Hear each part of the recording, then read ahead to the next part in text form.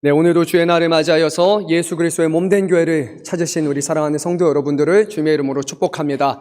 우리 좌우 앞뒤로 돌아보면서 인사하겠습니다. 잘 오셨습니다. 큰 은혜 받으시기 바랍니다. 잘 오셨습니다. 큰 은혜 받으시기 바랍니다. 네, 우리가 예레미야 말씀을요, 이제는 마치고 25장까지 다 나누고, 그리고 이제 9월달부터는 우리가 열왕기상 말씀을 또 나눕니다. 열왕기상 2달 동안 우리가 열심히 또 묵상하고 또 말씀 듣고 여러분들이 시간을 내서 공부하시고, 그리고 우리가 11월 달에 추수감사절에 이 열왕기상 말씀을 가지고 성경 골든벨을 좀 하도록 하겠습니다. 그래서 열심히 보시고 열심히 보는 만큼 하나님을 더욱더 알게 하시고 우리 안에 놀라운 은혜를 주시고 또 이들을 행하여 주실 줄로 믿습니다. 그래서 오늘은요, 우리가 주어진 그 큐티 본문에 따라서 시편 90편 말씀을 나누도록 하겠습니다. 구약에서 하나님과 가장 긴밀한 관계를 맺었던 인물, 여러분 한번 떠올려 보세요. 누가 정말 하나님과 각별한 사이였는가? 떠오르는 몇몇 그런 얼굴들이 있을 것입니다. 저는 그 중에 가장 하나님과 가까이 있었던 사람이 바로 모세라고 생각이 듭니다. 민수기 12장 6절 이하에서 하나님은 모세를 이렇게 말씀하셨습니다. 너희 중에 선지자가 있으면 나 여호와가 환상으로 나를 그에게 알리기도 하고 꿈으로 그와 말하기도 하거니와 내 종 모세와는 그렇지 아니하니 그와는 내가 대면하여 명백히 말하고 은밀한 말로 하지 아니하며. 이것이 하나님의 말씀이었습니다.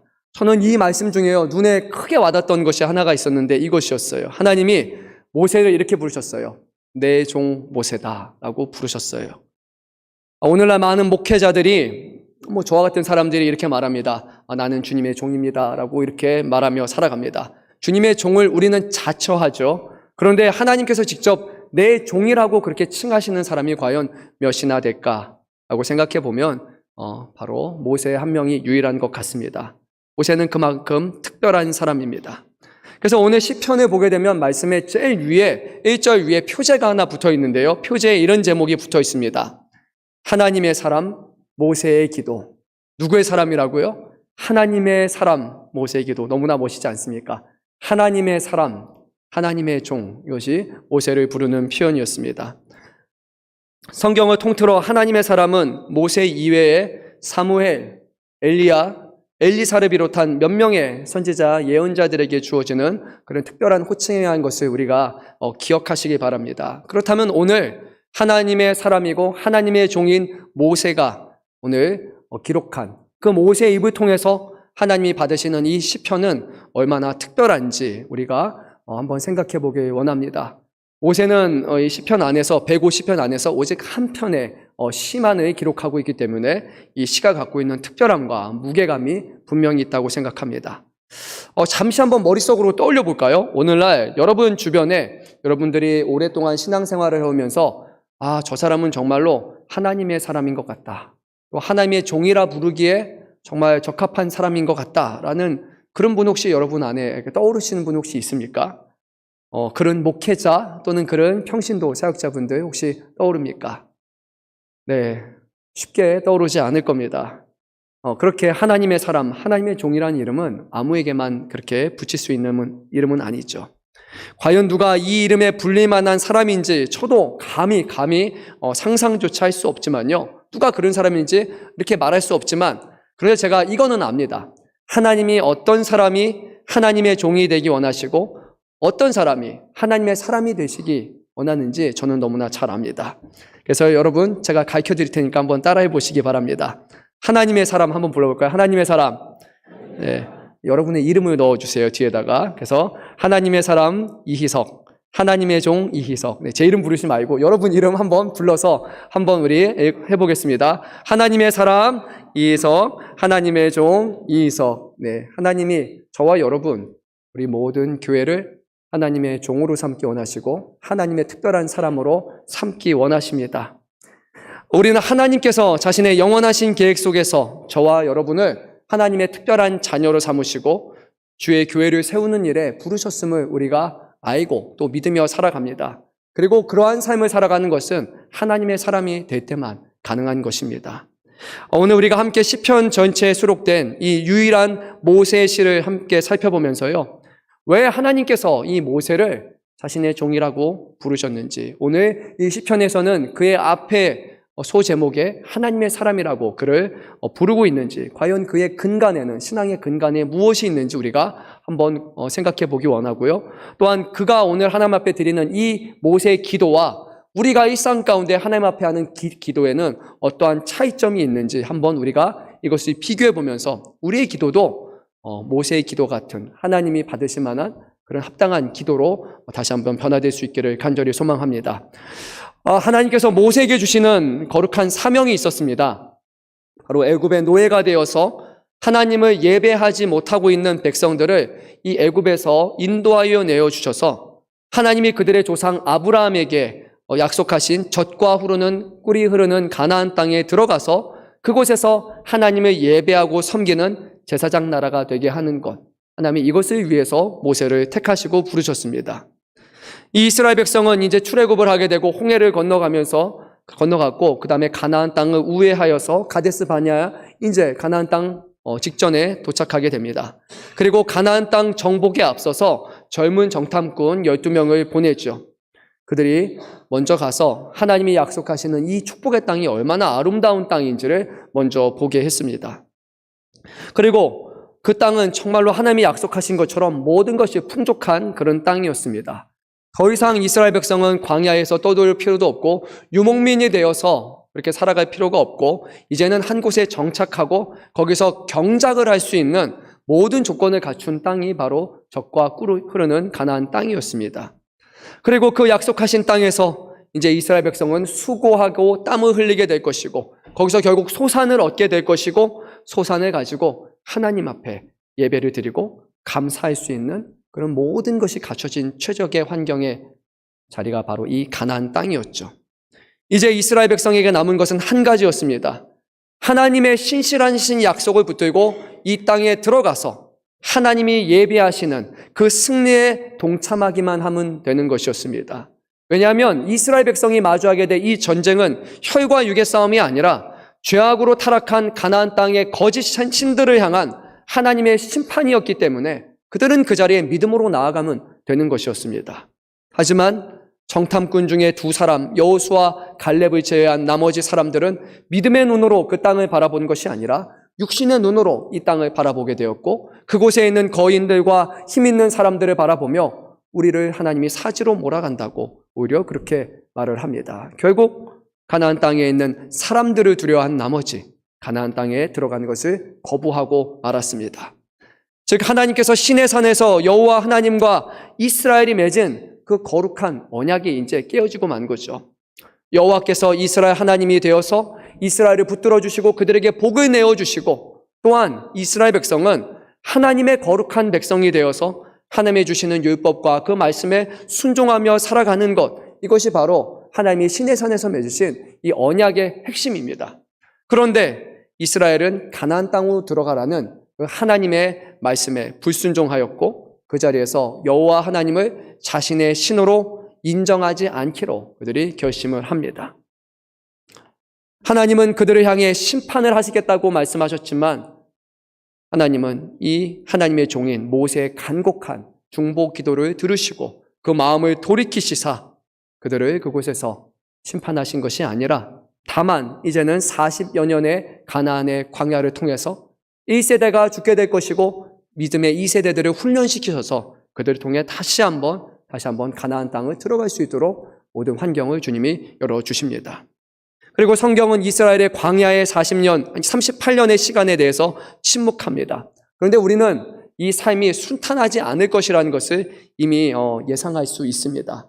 광야에 선한 것이 뭐가 있겠습니까? 거기에 물이 늘 즐비한 것도 아니고 정처없이 떠돌아다니면서 하나님이 인도하시면 인도하심을 따라 살아가야 되고 먹을 것은 하나님이 하늘에서 내려주시고 예비하여 주시는 만나를 먹고 가고 그리고 자신이 할 수 있는 것이 아니라 전적으로 매일매일 하나님을 의탁하는 그런 신뢰와 의존의 시간이 바로 이 광야의 시간이었을 겁니다. 하지만 그것이 끝은 아니었습니다.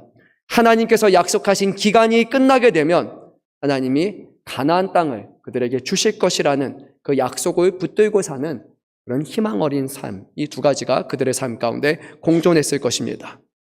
그런데요, 정말로 38년의 광야 생활이 끝나게 되면 하나님께서는 이 약속한 땅을 주실까요? 아마 그들 가운데 이것을 의심하는 사람들이 분명히 있었을 것입니다. 왜냐하면 38년이라는 시간은 너무나 긴 시간이기 때문입니다. 한 세대가 저물어가고 다른 세대가 성장하는 그런 시간이기 때문이죠. 그리고 가나안 땅을 우리가 들어갔는데 이곳이 하나님이 예비하신 정말 그렇게 풍요로운 곳이 아니라 이제는 우리가 어떤 삶을 또 어떤 것을 바라보며 살아가는지도 아시고 거기에 가장 좋은 것으로 베풀어 주시는 하나님이라는 겁니다. 우리 한번 본문의 1절, 2절 말씀을 한 목소리로 읽도록 하겠습니다. 주여, 주는 대대 우리의 거처가 되셨나이다. 산이 생기기 전, 땅과 세계도 주께서 조성하시기 전, 곧 영원부터 영원까지 주는 하나님이시니이다. 아멘. 하나님은 현재, 오늘 우리에게만 하나님이 아니라 주님은 대대에 거쳐서 인류의 모든 역사 가운데 하나님은 우리 인류의 거처가 되셨다라고 오늘 성경은 모세의 입술을 통해 우리에게 증언하고 있습니다. 모든 세대에 가장 적합한 곳으로 이 땅에서 베풀어 주신 하나님이시라면 과연 하나님이 우리에게 예비한 천국이 과연 우리의 기대보다 부족한 곳이 될 수 있겠습니까?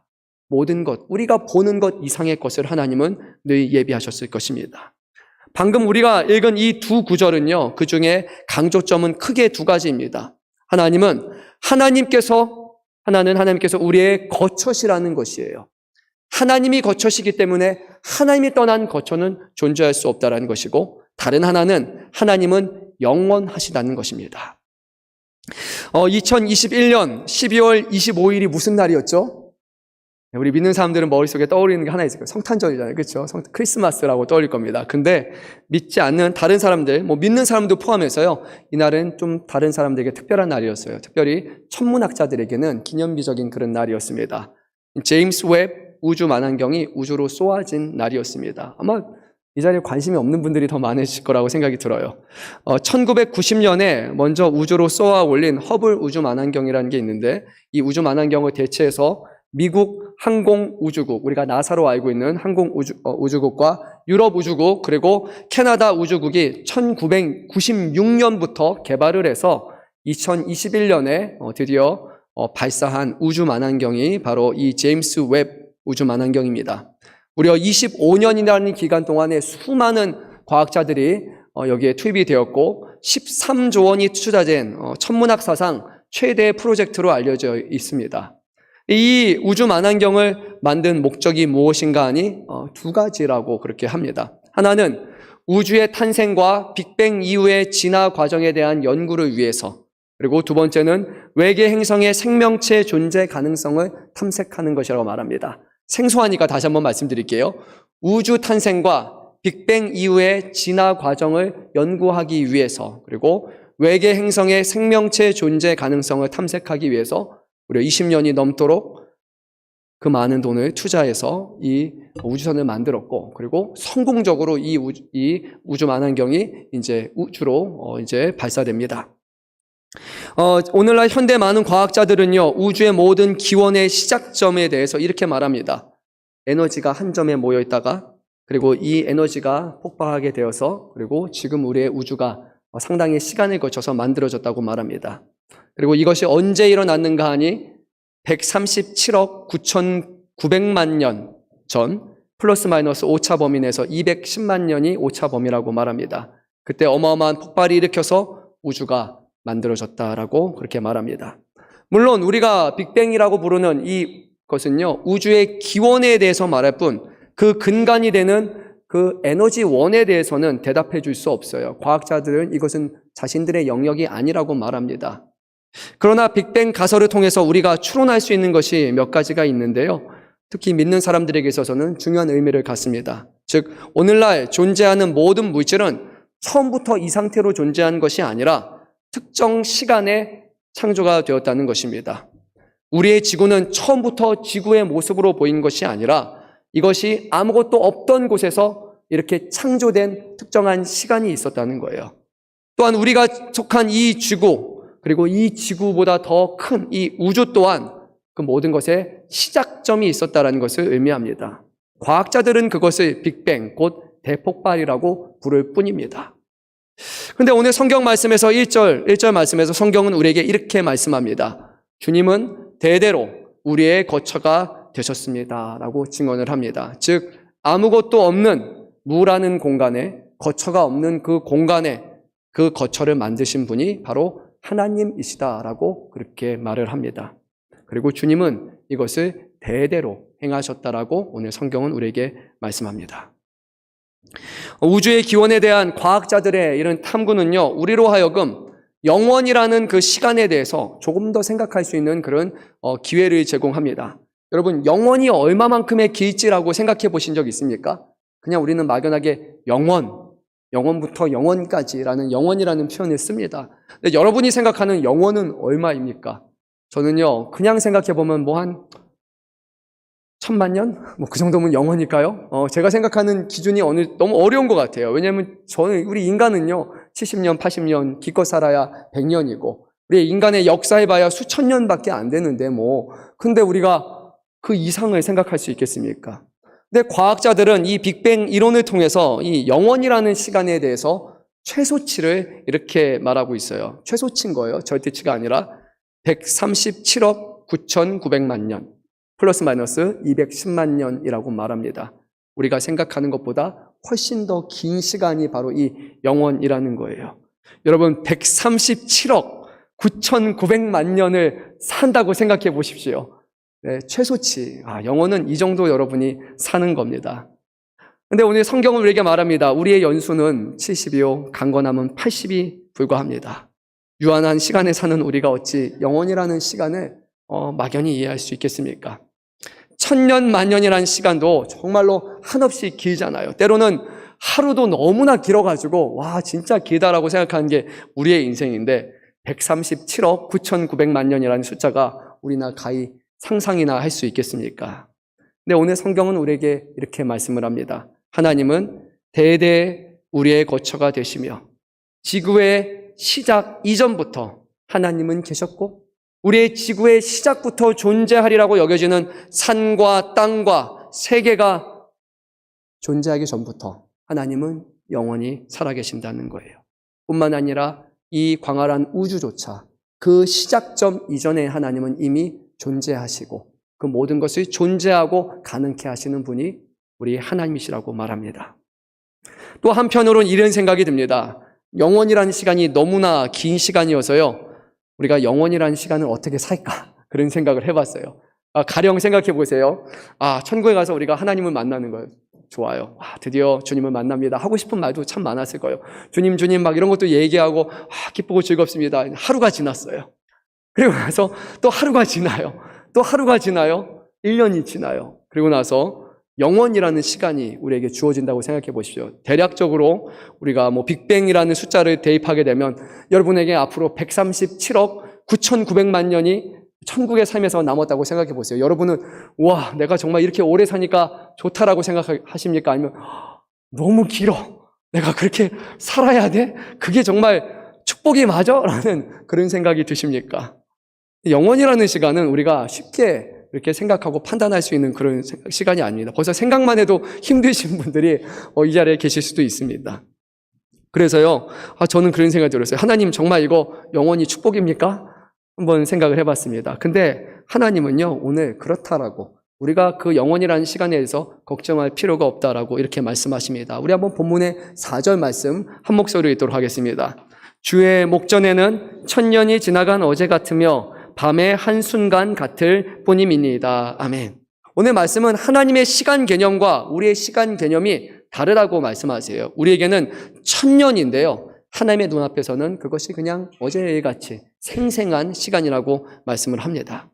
긴 밤 또한 하나님 보시기에는 한순간, 자, 밤이 지났어. 이것이 하나님의 시간이라고 말씀합니다. 저는 이 말씀 보면서 너무 놀랐어요. 왜냐하면 이미 오래전부터 하나님은 시간이 모든 것에 동일하게 흐르는 것이 아니라 상대적으로 흐른다라는 것을 이미 말씀하고 있어요. 많은 과학자들이 시간은 다르게 흐르죠 라고 이제 막 알아가고 그것을 탐구하고 있는데 성경은 모든 시간의 상대성에 대해서 이미 말씀하고 있습니다. 근데 오늘 여기서 말씀하는 시간은요, 하나님이 천년이 어제 같다라는 것은 천년이 하루다라는 것을 의미하는 게 아니에요. 우리가 어제의 일들은 여전히 생생한 기억 속에 있습니다. 하나님에게 있어서 어제라는 시간, 천년이라는 시간은 여전히 생생한 오늘과 같은 그런 시간이에요. 어제가 아닌 지금도 오늘을 살아가신다는 거예요.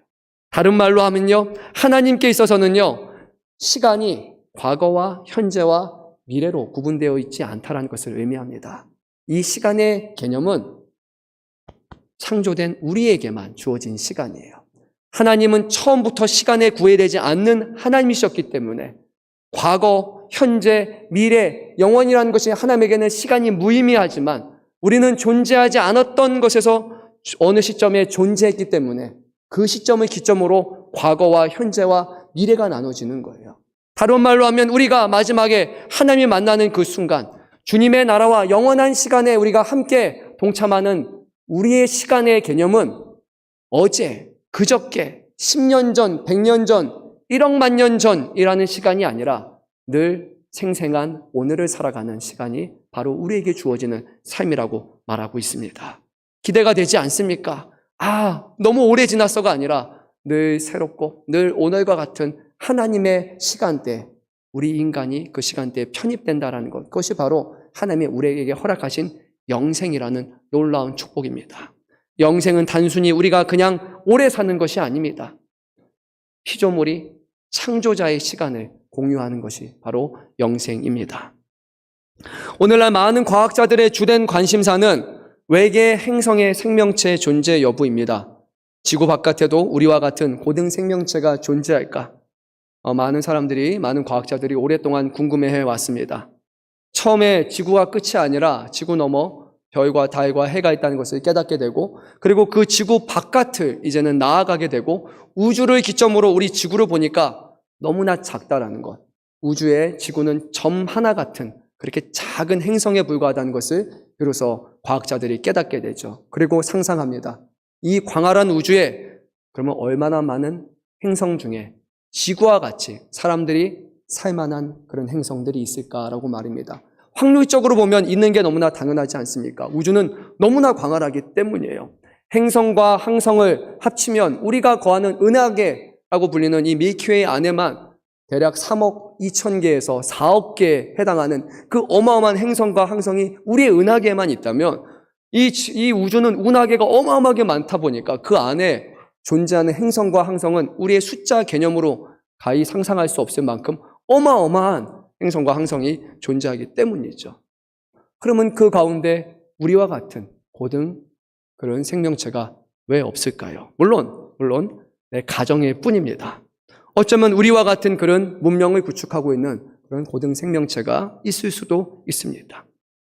여러분은 그것이 어떤 의미가 듭니까? 하나님이 지구에 속한 하나님이 아니라 온 이 어마어마한 우주를 창조하신 하나님이라는 것에 대해서 여러분은 두렵고 떨리는 마음이 드십니까? 정말 하나님은 경외받으실 만한 하나님이시고 그 하나님이 점에 불과한 이 지구에 있는 나라는 사람, 지구의 역사 가운데 정말 나라는 한 사람을 사랑하셔서 하나님의 아들의 생명을 내어주신 하나님이라는 것이 여러분에게는 소름 끼칠 만한, 정말 믿어지지 않을 만큼 너무나 위대한 일로 다가오고 계십니까? 아니면 과학자들이 우주를 탐험하기 시작하면서 우리의 마음속에 하나님이 혹시 하나님이 살아계신 하나님이 아니라 우리가 잘못된 것을 믿고 있는 것은 아닌가라는 그런 염려와 걱정이 혹시 우리에게 들고 있습니까? 어쩌면 그런 마음이 들까 봐 나는 일부러라도 그것을 보지 않고 그리고 듣지 않겠어라고 그렇게 생각하고 있습니까? 저는요, 이 우주에 관한 그런 얘기를 들으면요, 마음이 뜨거워집니다. 그리고 궁금합니다. 정말로 우리 인간 외에 다른 외계 생명체가 존재한다면 제가 묻고 싶은 거예요. 당신도 하나님은 아십니까? 의사소통할 수 있다면. 정말 그 우주에 존재하는 그 많은 고등 생명체가 있다면 그들도 하나님을 알고 있는지, 그리고 그들에게 하나님은 자기 자신을 어떻게 계시하셨는지, 그리고 그들도 우리와 같은 죄의 문제를 여전히 떠안고 살아가고 있는지, 그리고 그 죄의 문제를 해결받았는지, 그들에게 있어서도 예수 그리스도가 계신지 말입니다. 저에게 있어서 외계 생명체의 존재 여부는 하나님에 대한 신앙에 어떤 영향을 끼치지 않습니다. 왜냐하면 하나님의 살아계심을 이미 알고 믿고 살아가기 때문이죠. 우리가 성경을 보게 되면요, 이스라엘 백성에게 살아가던 그 시대는 하나님뿐만이 아니라 이방의 신들, 가짜 신들 또한 다 믿었던 시대예요. 그들에게 있어서는요, 신은 반드시 존재한다라는 것이 모든 사람들이 다 일관되게 동의하는 내용이었습니다. 근데 그 시대에도요, 신을 믿지 않는 사람들이 있었습니다. 뿐만 아니라 이스라엘 백성들 가운데 하나님이 홍해를 가르셨죠. 요단강을 가르셨죠. 날마다 만나로 먹여주셨죠. 놀라운 기적이 매일의 일상이 되었음에도 불구하고 그 이스라엘 백성들은 하나님을 믿지 않고 그 하나님을 의지하지 않았어요. 즉 모든 인류가 다 신이 살아있다라고 믿는 그 시대 속에서도 하나님을 믿지 않는 사람들은 정말로 많았다는 거예요. 그렇다면요, 오늘 우리가 살아가는 이 시대는 신이 죽었다라고 말하는 시대입니다. 그러면 많은 사람들은 당연히 어떠한 증거와 어떤 근거를 가지고 와도 그 누구도 하나님의 존재를 인정하지 않으려는 사람들의 숫자가 고대 이스라엘보다 훨씬 많은 것은 당연한 일일 것입니다. 그래서 우리에게 있어서 어떤 과학적인 증거가 주어질 때, 누군가가 보았다고 말할 때 그것이 하나님의 존재 여부를 판가름하는 근거가 아니라 살아계신 하나님을 눈앞에 보았음에도 믿지 않았던 사람들처럼 우리의 모든 것을 판단할 수 있는 근거는 말씀을 통해서 주시고 우리 안에서 믿음으로 주시는 그 하나님이시라는 겁니다. 더 많은 과학과 더 많은 증거와 더 많은 시간이 흘러야 하나님이 살아계신다는 것을 존재를 증명하는 것이 아니라 이미 하나님은 하나님을 알만한 모든 것을 이 땅 모든 사람들에게 주셨다는 겁니다. 바로 예수 그리스도라는 그 이름을 통해서 말입니다. 저는 이렇게 생각합니다. 과연 우리 많은 과학자들과 많은 사람들이 얘기하는 것처럼 더 많은 지혜와 더 많은 교육과 더 많은 가르침이 있으면 과연 이 인류는 더욱더 발달하게 될 것이고 더 좋은 세상이 오게 될 것인가 라는 부분, 저는 그거에 대해서 회의적입니다. 많은 사람들은 얘기해요. 더 많이 교육하면 된다고요. 그리고 더 많은 것이 주어지면 된다고요. 과학이, 기술이 발달되면 우리의 인간의 삶은 더욱더 좋아질 것이라고 얘기를 합니다. 근데 정말 그렇습니까? 우리에게는요, 더 좋은 문명의 발달이 혜택이 주어졌는데 그것을 가지고 다른 사람들을 죽이고 해하는 일을 행합니다. 사람들을 살리는 기술을 오히려 다른 사람을 죽이는 기술로 바꾸는 것이 우리의 인류가 늘상 해오는 것입니다. 많은 것이 값없이 주어졌음에도 불구하고 더 많은 것을 빼앗고 더 많은 것을 갈취하는 것이 우리 사람들입니다. 더 많은 지혜, 더 많은 교육이 필요한 것이 아닙니다. 더 많은 발전이 필요한 것이 아닙니다. 결국 우리에게 필요한 것은 하나님이 필요하다는 것을 저는 그 어느 때보다 더욱더 실감하며 살아갑니다. 우리 대한민국이 살만한 사회라고 생각을 하지만 지금도 많은 사람들이 잠재적 범죄자가 되어서 언제든지 그 안에 일어나는 욕망을 끊지 못한 채, 그 분노를 끊지 못한 채 지금도 살아가는 사회잖아요. 과거의 사회와 비교해 볼 때 우리 대한민국은 훨씬 더 잘 살아요. 사람들이 그래도 새끼 먹을 수 있는 환경이고 더 많은 문명의 혜택을 누리고 있습니다. 우리 대한민국 전쟁의 폐허가 돼서 교육의 기회가 없었지만 지금은 누구든지 고등학교까지 다 교육을 받습니다. 많은 것을 배웁니다. 그렇다고 해서 사람들이 더 좋아지지는 않습니다. 본질적인 문제는 그것이 아니기 때문이에요. 본질적인 문제는 우리 안에 있는 죄라는 문제를 우리 스스로 해결할 수 없다는 데 있습니다. 그래서 오늘 성경은 이렇게 우리에게 말씀합니다. 왜 우리 인류가 가나안 땅의 백성들이, 이스라엘 백성이 그렇게 괴로워하고 힘들어했는가? 바로 우리에게 죄라는 문제가 있기 때문이다라고 성경은 말씀합니다. 죄는 하나님의 선하시고 기뻐하시고 온전하신 뜻에 반하는 우리의 불순종의 모습입니다. 근데 하나님은 이 죄의 문제를 그냥 간과하시는 분이 결코 아니에요. 죄는 하나님의 창조 질서와 섭리에 반하는 행위이기 때문에, 하나님을 대적하는 행위이기 때문에 하나님은 이것을 심판하십니다. 하나님은 살아계시기 때문에 그 죄에 대해서 정의와 공의로 판단하시고 죄 가운데 살아가는 민족과 인류를 심판하시는 하나님이다라고 그렇게 말씀합니다. 우리 한번 본문의 8절 말씀을 우리 한번 자막을 띄워주시면요. 8절 말씀을 우리가 한번 한 목소리로 읽도록 하겠습니다. 8절 말씀 읽습니다. 주께서 우리의 죄악을 주 앞에 놓으시며 우리의 은밀한 죄를 주의 얼굴빛 가운데에 두셨사오니 아멘. 우리에게는 죄가 있는데요. 그 죄는 하나님의 목전의 앞에 있다고 합니다. 모든 죄는 하나님 앞에 심판받아야 될 그런 문제인 거예요.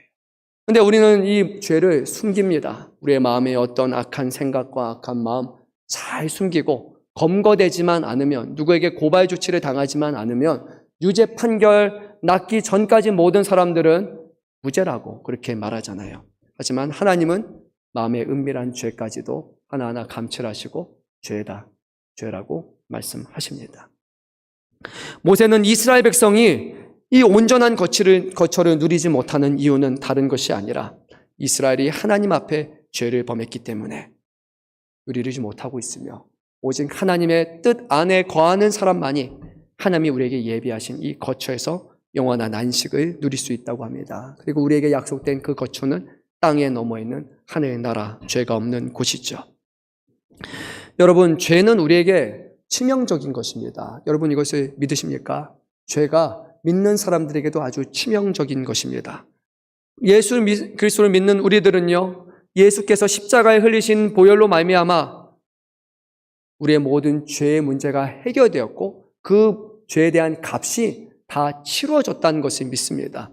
우리에게 있어서는 아무런 것도 하지 않았지만 하나님께 있어서는 하나밖에 없는 아들을 우리에게 내어주셨고 아주 비싼 값을 치르셔서 우리의 죄를 예수님이 대신 지시고 예수님이 죽임을 당하셨어요. 그래서 더 이상 우리는 우리의 죄로 인해서 심판받는 것이 아니라 우리의 죄로 인해서 지옥에 가지 않습니다. 다만 우리가 예수 그리스도를 우리의 주로 믿고 시인하고 고백하고 그리고 그분의 죽으심으로 말미암아 나의 모든 문제가 해결됐다는 것을 믿으며 순종하며 살아가는 사람에게는 그렇다하죠. 하지만 그렇다고 해서 죄의 존재가 사라진 것은 결코 아닙니다. 여전히 죄는 창궐합니다. 여전히 우리는 죄를 저지릅니다.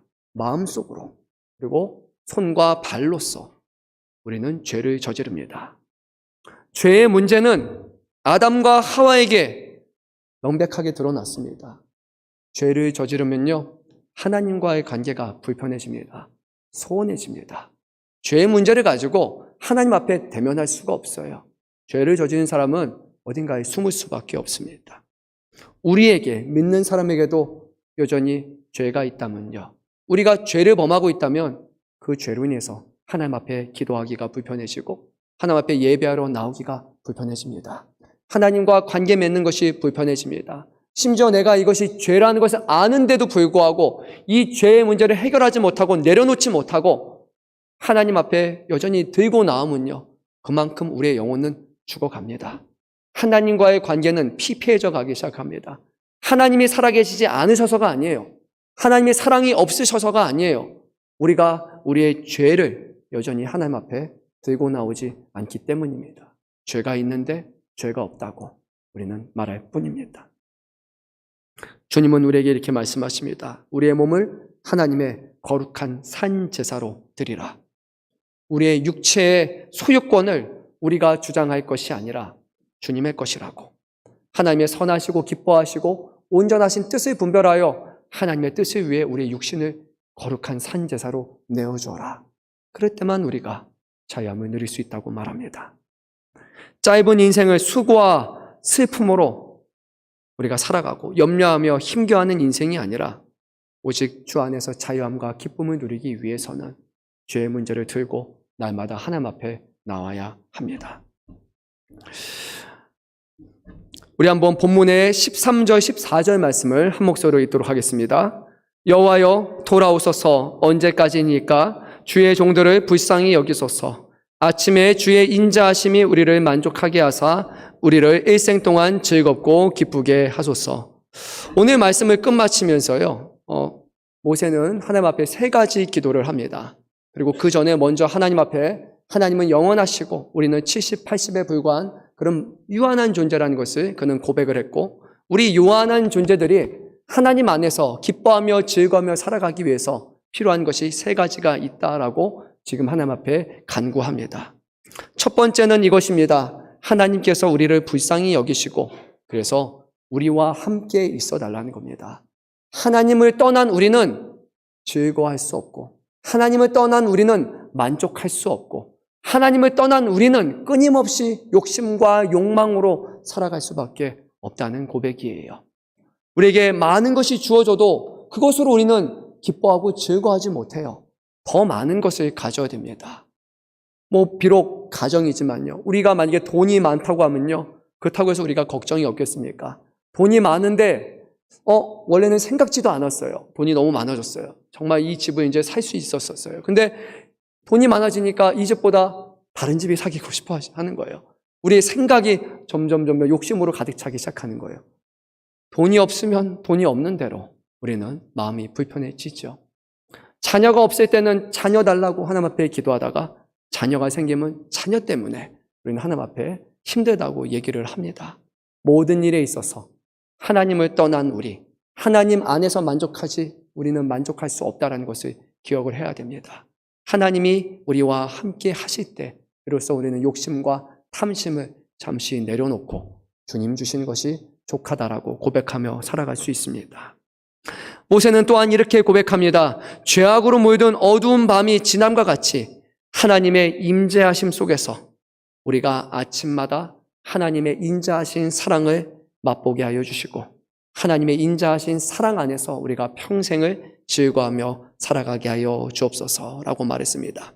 여기에 강조점은 이것입니다. 하나님의 인자하심입니다. 하나님의 인자하심이란 무엇입니까? 신실하시고 어떤 상황 가운데서도 우리와 맺으신 그 언약에 신실하셔서 끝까지 그 약속을 지키시는 하나님의 사랑이에요. 우리는 감정적으로 사람들에게 사랑하잖아요. 감정에 따라서 오늘 기분이 좋아서 잘해줬다가 기분 나빠지면 토라지고 나면 안 좋은 말 하는 게 우리의 모습이잖아요. 그런데 하나님의 사랑은 감정에 따라 흔들리는 사랑이 아니라 약속에 따라 맺은 언약에 따라 흔들리지 않는 사랑입니다. 하나님이 사랑하시기로 결정하셨으면 하나님은 사랑하시는 겁니다. 하나님이 자녀로 삼기로 결정하셨으면 하나님은 우리가 얼마나 많은 죄인이든지 우리가 얼마나 악한 사람이든지 얼마나 부족한 사람이든지 하나님은 상관하지 않고 하나님은 우리를 자녀 삼으십니다. 그것이 우리가 믿는 하나님이십니다. 모세는 이렇게 구했습니다. 하나님을 구했고 하나님의 사랑을 구했습니다. 하나님만이 우리에게 평안과 안식을 주실 수 있다고 말합니다. 끝으로 세 번째로 모세는 이렇게 고백합니다. 하나님께서 주님을 섬기는 이스라엘에게 그동안 행하신 일들 이제는 세상에 드러나게 하여 주옵소서. 그리고 주님을 섬기는 자녀들이 이 하나님의 영광의 빛을 비추며 살아갈 수 있도록 하나님께서 인도하여 주시고 그리고 우리가 주님의 영광을 위해서 수고하는 모든 것들을 건실하게 하여 주옵소서라고 그렇게 고백을 했습니다. 여러분, 이 세 가지 기도를 통해서 우리는 왜 모세가 하나님의 종이고 하나님의 사람인지 알 수 있습니다. 모세의 관심사는요, 하나님의 영광에 있었습니다.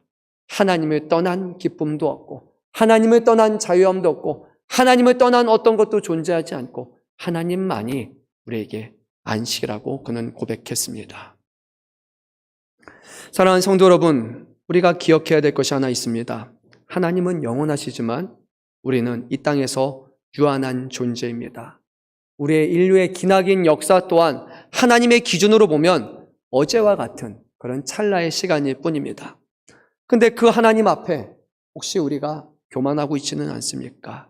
우리 인류가 대단한 것처럼, 우리가 하나님보다 더 대단한 것처럼, 오늘 수많은 과학이 말하는 것처럼 세상의 어떤 신비에 대해서 우리가 점점 다가가면서 하나님의 창조하신 이들에 대해서 우리가 조금 정말 끝부분을 이제 알아가면서 우리가 그 창조를 할 수 있는 사람인 것처럼, 우리가 위대한 사람인 것처럼 생각하고 있다면요, 주님은 우리의 인생은 70, 그리고 강건하면 80, 그리고 그 시간조차도 하나님이 우리에게 바람을 한번 부르시면 흩날리는 인생이라고 말합니다. 홍수가 한번 내려오면 떠내려가는 인생, 산불의 피해로 인해서 순식간에 많은 생명이 앗아가는 그것이 바로 우리의 연약함입니다. 그래서 오늘 모세는 마지막에 이렇게 간구를 합니다. 우리 한번 12절 말씀을 읽고 마치도록 하겠습니다. 우리에게 우리의 나의 계수함을 가르치사 지혜로운 마음을 얻게 하소서. 아멘. 우리에게 우리의 나를 계수할 수 있는 것을 가르쳐 주옵소서. 내가 정확하게 몇 날 며칠을 살았다는 것을 알고 싶다는 게 아니라요, 내가 이렇게 짧은 인생을 살아가는 그런 존재라는 것을 깨닫게 하여 주옵소서. 이것이 지혜라고 오늘 말하고 있습니다. 이 말씀은 우리의 날이 주님의 영원한 시간에 비하면 찰나 같은 뿐이라는 것을 깨닫게 하는 것, 이것이 지혜라는 말씀이에요. 하나님을 아는 것이 지혜고 하나님과의 관계 속에서 우리를 깨닫는 것이 지혜입니다. 하나님 관계 속에서만 내가 얼마나 연약하고 유한한 존재라는 것을 알 수 있습니다.